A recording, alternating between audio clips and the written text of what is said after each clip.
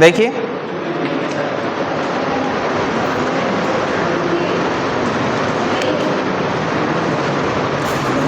देखिए आगे के कुछ कंसेप्ट देखते हैं। आवाज नहीं भाई। जैसे समद्विबाहु त्रिभुज के लिए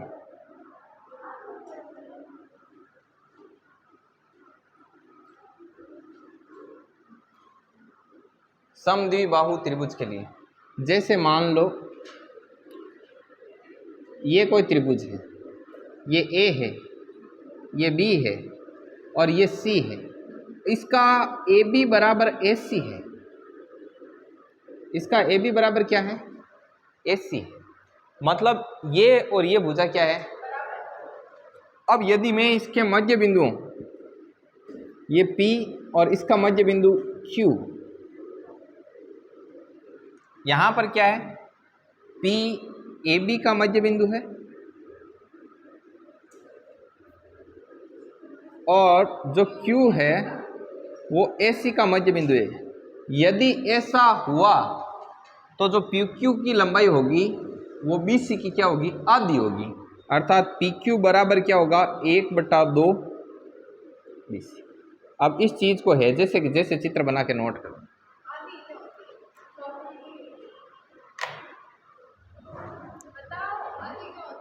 क्योंकि ये दोनों इनके आधे आधे पर ही टच है ना। पी इसका आधा है, मतलब जितना ए पी है उतना ही बी पी है।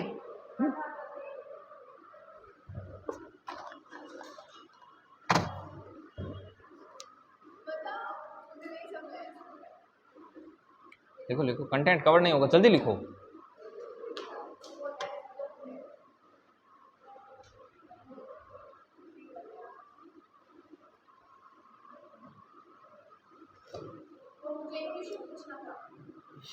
क्यों?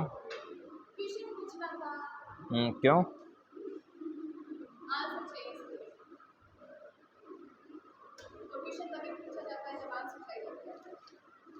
कभी कभी ऐसे ही पूछा जाता है, आंसर नहीं चाहिए होता, एंटरटेनमेंट चाहिए होता है।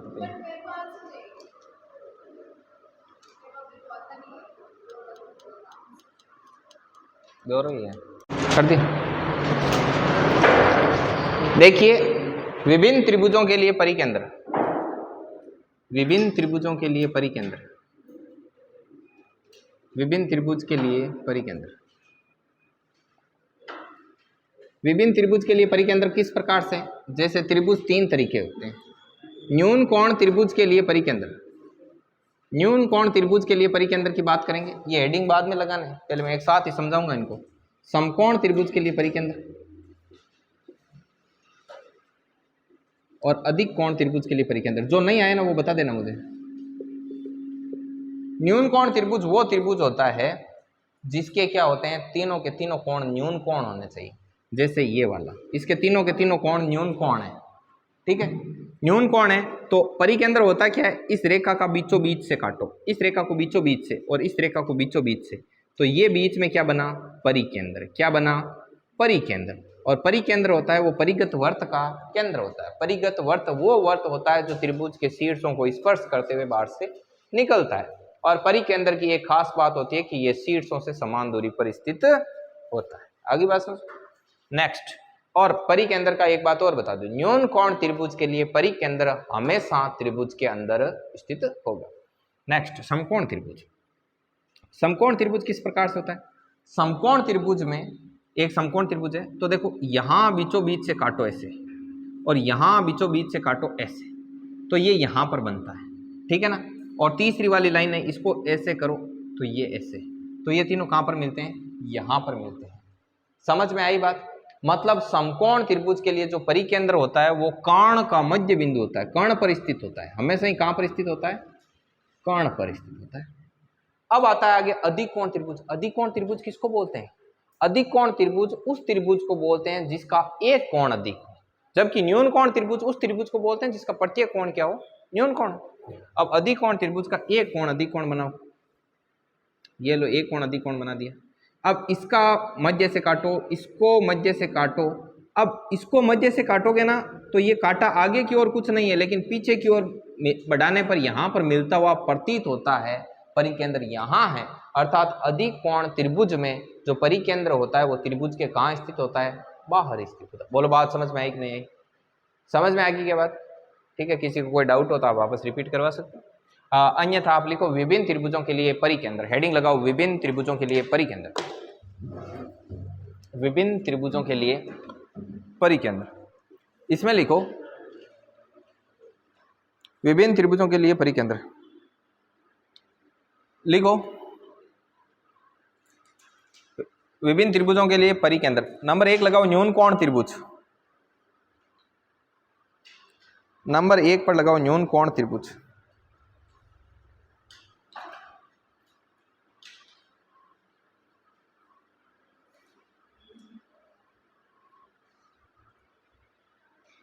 न्यून कोण त्रिभुज के लिए परिकेंद्र, फिर ये चित्र बनाना न्यून कोण वाला पूरा।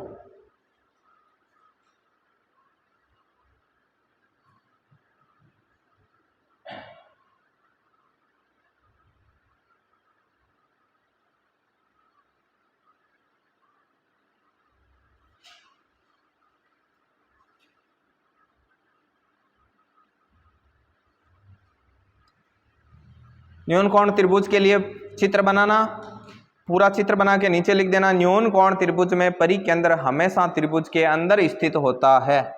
जल्दी करना, थोड़ा स्पीड से बनाना।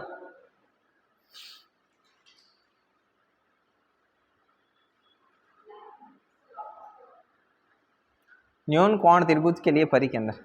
अब आप इतने बड़े हो गए हो, एज इट इज लिखना जरूरी थोड़ी। हाँ, न्यून कोण त्रिभुज में परिकेंद्र हमेशा त्रिभुज के अंदर स्थित होता है।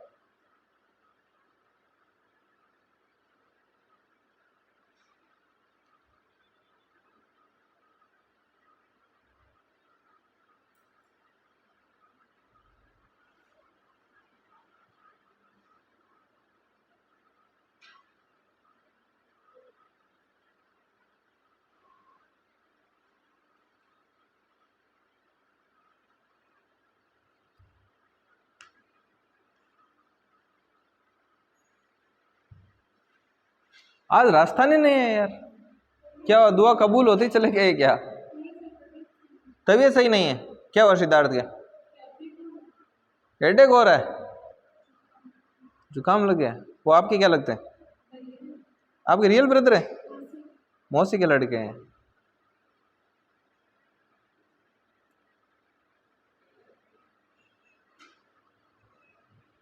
लिख लिया। नेक्स्ट लगाओ समकोण त्रिभुज के लिए, यार धीरे बहुत लिखते हैं सच में। समकोण त्रिभुज के लिए परिकेंद्र,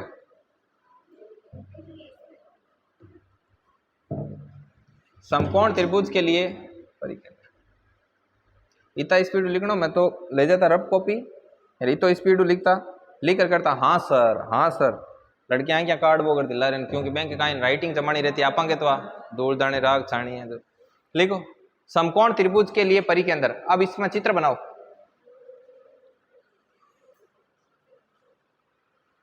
घर जाके फेर में कर लिया करो, कोई काम है वैसे।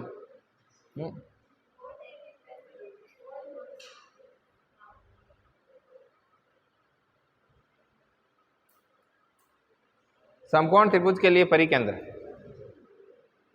इसमें लिखो समकोण त्रिभुज के लिए परिकेंद्र, समकोण त्रिभुज में परिकेंद्र, सॉरी समकोण त्रिभुज में परिकेंद्र कर्ण के मध्य बिंदु पर स्थित होता है। वो कर्ण पर है, और आप भी ध्यान रखिए कि कर्ण के मतलब कि बरोबर बीच में है, कर्ण के मध्य बिंदु पर स्थित होता है। आज यार थोड़ा जल्दी निकलना पड़ेगा। कर्ण के मध्य बिंदु पर स्थित होता है। लाड लो, जो पढ़ाया जा रहा बराबर मात्रा में समझ में आ रहा है ना, पूछ लेना आप, है ना। आगे लगाओ अधिक कोण त्रिभुज के लिए परिकेंद्र। अधिक कोण हो गया, अधिक कोण में चित्र बना के लिख देना अधिक कोण त्रिभुज में परिकेंद्र बाहर स्थित। बस होशियार हो गया ना। होशियार कहीं होगा, मैं तान किया करूँ तांग नौकरी लागू लागू करे, सही बात है।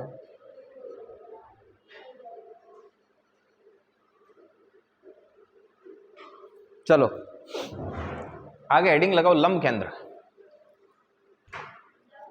केंद्र।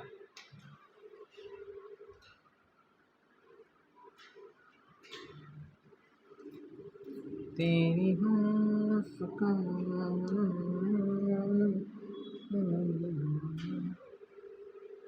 पहले मैं आप लाड लो, आपको मैं बता देता हूं कि लंब केंद्र होता क्या है।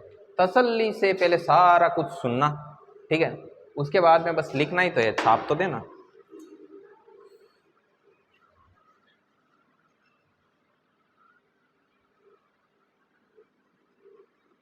लंब केंद्र, लंब केंद्र, लंब केंद्र इसको बोलते हैं ऑर्थो सेंटर। क्या बोलते हैं?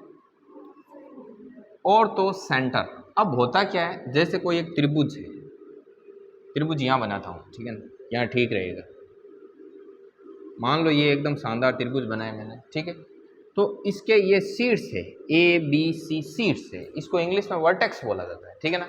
और लंबवत कोई चीज़ होती है उसको परपेंडिकुलर बोला जाता है, ठीक है। तो इसके शीर्ष से सामने वाली भुजा पर लंबवत एक लंब खींचना है।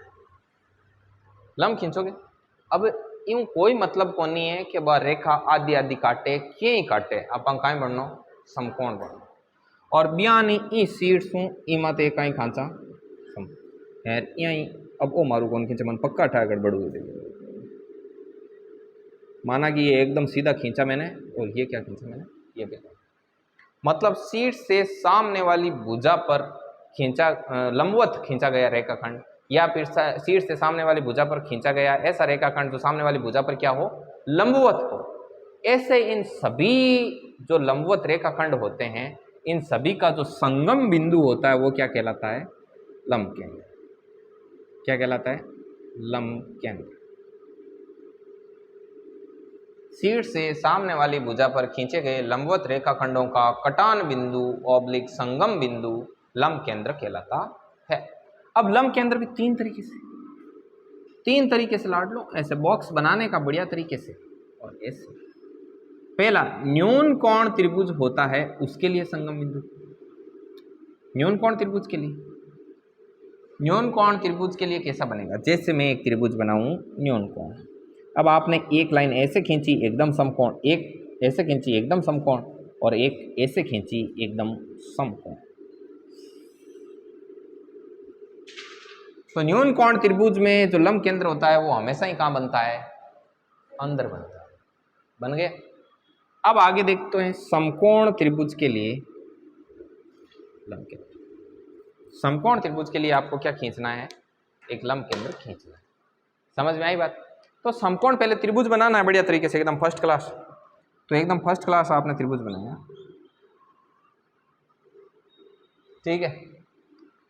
अब जैसे अब आपने लंबवत ढूंढना शुरू किया, तो आपने कहा कि सर ये समकोण त्रिभुज है, इसके ये शीर्ष हैं ए, ये बी, ये सी।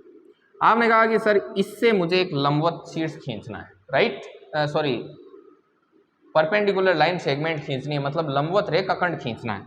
तो आपने यहां से लंबवत रेखाखंड खींचा अगली वाले पे, तो ये कहां पर आ गया, इस पॉइंट बी पर। फिर इस शीर्ष से एकदम ऐसे लंबवत खींचा तो वो भी किस पर आ गया, इस पॉइंट बी। फिर इस शीर्ष कर दिया वापस ऑन। अधिक कोण त्रिभुज के लिए कैसे होगा, देखो आप बात सुनो, ये ए है, ये बी है, ये सी है, ठीक है ना। अब आप एक काम करना, अरे सुनो फिर ध्यान सुनो, देखो अब इस शीर्ष से ऐसे लंबवत खींचा, मैंने बोला था ना इस साइड बनेगा, बोल दो, ये यहां पर बन गया। अब इधर से जो इस शीर्ष से खींचा वो भी यहां पर हो गया, और जो यहां से इस रेखा पर ऐसे लंबवत खींचेंगे वो भी पीछे की तरफ बनाने पर यहां पर मिलता हुआ प्रतीत हो रहा है।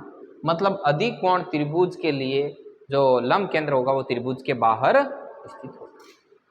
बोलो बात समझ में आई? लंब केंद्र पूरा समझ में आया अच्छे से? तो सबसे पहले मालिक का नाम लेकर आपको लंब केंद्र लगाना, इसका इंग्लिश मीनिंग लिख के और आपको चित्र बनाना, देन मैं आपको थ्योरी लिखाऊंगा, ठीक है? यस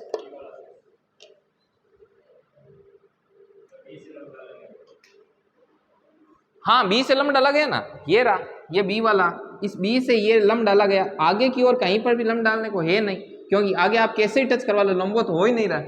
तो इससे आपको ये वाले आगे भी सामने है और पीछे भी तो सामने है, ये बी से लंब डाला गया और सी से डाला गया लंब इसको ओवरलैप करते हुए आ रहा है, और ए से डाला हुआ एस से, एस से एस, ये एक सेकंड रुको, ये नहीं होगा यार, sorry sorry sorry sorry sorry sorry sorry, yes मैं समझ गया, आप यही कहना चाह रहे थे ना।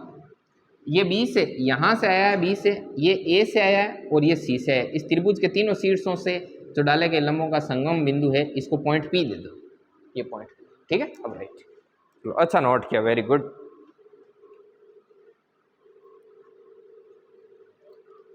क्या सोनू समझ में आ रहा है?